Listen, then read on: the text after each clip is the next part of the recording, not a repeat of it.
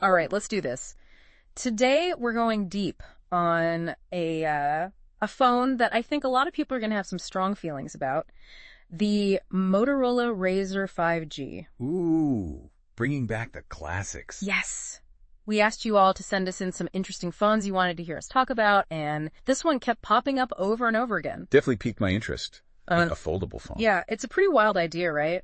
And this one specifically is based on like the iconic early 2000s Razr. I remember those. Yeah, the flip phone. The flip phone. Yeah. So sleek. Everybody wanted one. Yep. And so this is kind of their modern take on that. So we're going to be taking a look at this article here from rechargemytoypup.com. Yeah. It's a website that we haven't actually featured before on the show. Oh, cool. Yeah, they seem to cover all sorts of mobile devices and stuff. But this article specifically is about this phone. It's written in a little bit of a kind of like bloggy style, but it's got some good info in it. So we're gonna kind of pick it apart and talk about what makes this phone interesting. Sounds good. All right, so right off the bat, this phone obviously folds in half, which is pretty nuts. It's got a pretty large screen when it's unfolded, 6.2 inches. And it's an OLED screen with a resolution of 2142 by 876 pixels. Wow, it's pretty sharp. Yeah. And it supports HDR10 Plus as well. So what does that mean for people who aren't, super techie? Yeah, what is HDR10 Plus? I think what's the takeaway there? Yeah. Well, HDR10 Plus is all about the visuals. It basically means you get a much wider range of colors and contrast on the screen. So blacks look deeper, whites are brighter, and you get a much richer overall picture. That's awesome. So you're telling me this is going to be like a great phone for watching movies and stuff? Absolutely, yeah. If you're into visual quality, this is going to be a big selling point. That's cool. Okay, so it's got a nice screen. What about the guts of the phone? Right, the brains of the operation. Yeah. So it's rocking a Qualcomm Snapdragon 765G processor. Okay. With 8 GBs of RAM. So that's pretty powerful. Yeah, it's not the absolute top-of-the-line chip you can get, but it's still a very capable processor, especially for a phone like this. So we're talking like smooth scrolling through apps, no lag when you're playing games. Exactly. Yeah. You should have a pretty seamless experience. Awesome. Now, what about the camera? Because, a lot of people these days, they're using their phones as their primary camera. Oh, yeah, for sure. So is this thing actually any good for taking pictures? Well, it's got a 48 megapixel primary camera, okay, which is a pretty respectable resolution. It also has optical image stabilization, which is huge. Which is key, yeah, especially for a phone like this. Yeah, because I feel like if you're trying to take a picture with a phone that folds in half, it's probably going to be a little shaky. Right, exactly. So the optical image stabilization is going to help to counteract that and keep your shots nice and steady. Awesome. And it can shoot 4K video too, right? That's right. Which seems to be like the standard these days. Pretty much, yeah. I feel like everything's got to be 4K now. Yeah, if you're going to be shooting video, you want it to look good. Exactly. Anything else about the camera setup that's interesting? Yeah, actually, there's a cool little detail with the front-facing camera. Oh, yeah. So it's a 20 megapixel sensor. Okay. But it's positioned above the main display. Interesting. Which means you can take selfies or video chat even when the phone is closed. That's clever. Yeah, it's a nice touch. So you don't even have to unfold the phone to do all that. Exactly. Nice. Okay, so we've talked about the screen, the performance, the camera. Yeah. What about battery life? Because I know one of the concerns with these foldable phones is that they don't last very long. Right. Because there's just not a lot of space in there for a big battery. Yeah, it's a valid concern. So what's the situation with this one? So the battery is 2800 milliamp. Okay. Which is on the smaller side compared to some other phones out there. Yeah, that's not huge. No, but keep in mind, this phone is also using a more power-efficient processor. Okay. And it supports fast charging. So if you do need to juice up, you can do it quickly. Exactly. Okay, so it's like a trade-off. You get the cool foldable design, but maybe you sacrifice a little bit on battery life. Potentially, yeah. It really depends on your usage habits. Right. Like if you're someone who's constantly on their phone streaming videos and playing games, you're going to drain the battery a lot faster than someone who just uses it for like calls and texting. Exactly. Okay, fair enough. All right, so we've talked about the hardware now. Let's talk about the software. What's running on this thing? So it comes with Android 10 out of the box. Okay. Which is a solid foundation. Yeah. But the good news is it's slated to get an upgrade to Android 11. Ooh, nice. Now I got to ask, what does that actually mean for the user? What's new in Android 11? Well, Android 11 is all about refinement. You get things like improved notifications, better media controls, and some nice enhancements to privacy and security. Okay. Those all sound like good things. Yeah, they're really focused on making the user experience better. So it's going to be a smoother, more enjoyable experience overall. That's the goal. Cool. Okay, so now for the big question. How much does this thing cost? All right, let's talk about the elephant in the room. Yeah, because I have a feeling it's not cheap. You're right about that. Yeah. The Razr 5G definitely comes with a premium price tag. Okay, so this is not a phone for the budget conscious. Not really. So the question is it worth it? Right. Does it deliver enough to justify that cost? That's what we need to figure out. Exactly. All right, so let's dig into that. We'll be right back after a quick break. All right, so we're back, and we're trying to decide if this phone is worth the price. Right, because that's a lot to shell out for a phone. Yeah, you could buy like a decent used car for that much. Seriously. So let's talk about what it's actually like to use this thing day to day. Okay, so the article doesn't go into a ton of detail about that. Yeah. But it does mention the nostalgia factor. Right, like if you had the original Razr, Exactly. this is going to be a real trip down memory lane. Totally. And I bet it turns heads too. Oh yeah, for sure. Not many people rocking a foldable phone these days. Yeah, you're going to stand out in a crowd with this thing. But beyond just the cool factor, how does the design actually affect usability? Right. Is it actually practical?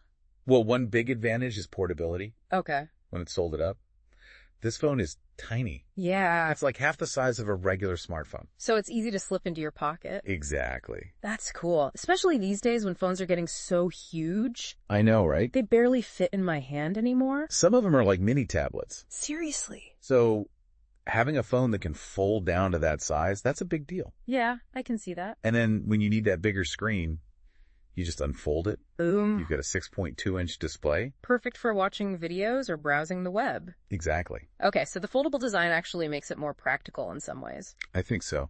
What about software, though? Right. We talked about Android 11 coming soon, but are there any other software features that are worth mentioning? Well, one thing that's nice is that Motorola tends to stick pretty close to stock Android. You know, like the clean version of Android without a bunch of extra bloatware. Oh, yeah. I hate bloatware. Me too. It just slows everything down. Yeah, and it's annoying. So with the Razr 5G, you can expect a pretty streamlined experience. Nice. Which is also good for battery life. Right, because we were talking earlier about the battery being a little on the small side. Yeah, 2,800 milliamp hours. Not huge. So anything else we should be aware of when it comes to battery life on this phone?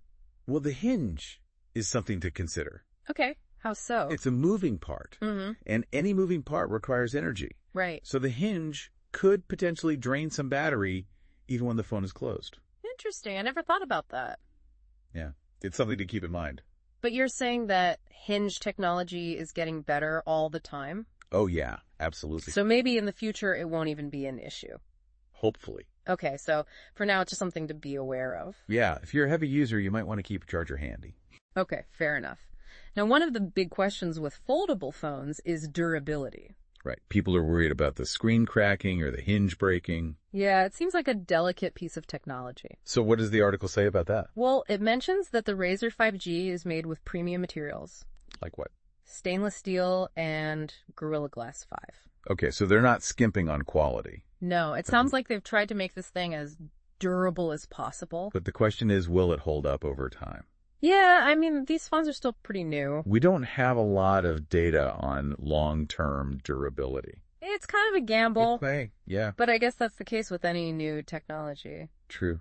Early adopters always take on a little bit of risk. Okay, so we've talked about the design, the software, the battery, the durability. We've covered a lot of ground. Yeah. What are your overall thoughts on this phone so far? Well, it's definitely a unique device. Yeah. It's stylish. It's portable. Yeah. And it seems like it's got a lot of power under the hood. Yep. But there are some valid concerns about battery life Yeah. and long-term durability. Right. So it's a trade-off. It is. So the question is, are those trade-offs worth it?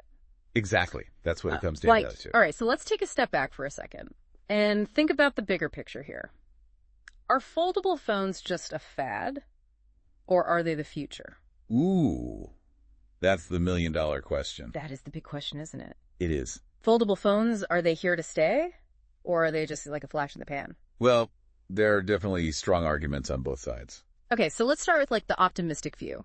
Why are people so excited about foldable phones? Well, I think the biggest appeal is pretty clear. You get a large screen, but in a compact form factor. Okay, so it's like having a tablet that you can fit in your pocket. Exactly. That's pretty awesome. And that has huge implications for things like portability, convenience.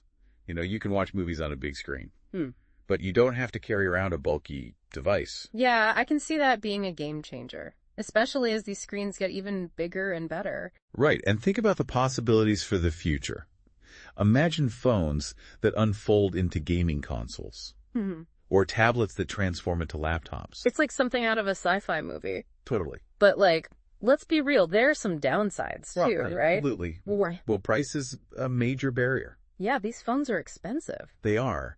And then there's the durability question. Right, are these things going to hold up over time? And it's a valid concern. Because I feel like if you drop one of these phones, it's game over. Yeah, you're probably going to have a bad time. But you're saying that the technology is improving? It is. And as the technology matures, the prices will come down. So it's like any new technology. It starts out expensive and a little bit janky, and then it gets better and cheaper over time. Exactly. So hopefully more durable, too. Right. The more these phones are out there in the wild, the more data we'll have on their durability. And manufacturers can use that data to make improvements. Okay, so there's hope for the future. Now, what about the software side of things? We talked about Android 11, but what about the apps themselves? Are developers doing anything interesting with these foldable screens? They are starting to, and I think we're just scratching the surface of what's possible. Like what kind of stuff? Well, imagine apps that can seamlessly adapt to different screen sizes. So you could be reading an article on the small screen and then unfold the phone to have a full screen view. Oh, that's cool. Or you could have two apps running side by side, taking advantage of the extra screen real estate. That would be awesome for multitasking. Right. So it sounds like there's a lot of potential here. There is. But ultimately, the success of foldable phones depends on a few key things. Like what? Well, first of all, manufacturers need to keep innovating. They need to keep making these phones better and more affordable. Agreed. And then developers need to create compelling apps that really take advantage of these foldable screens. Right. The software has to keep up with the hardware. And then finally, consumers need to actually want these phones. Yeah, if people aren't buying them, it doesn't matter how cool the technology is. It's a chicken and egg situation. You need all three pieces to work together. Exactly.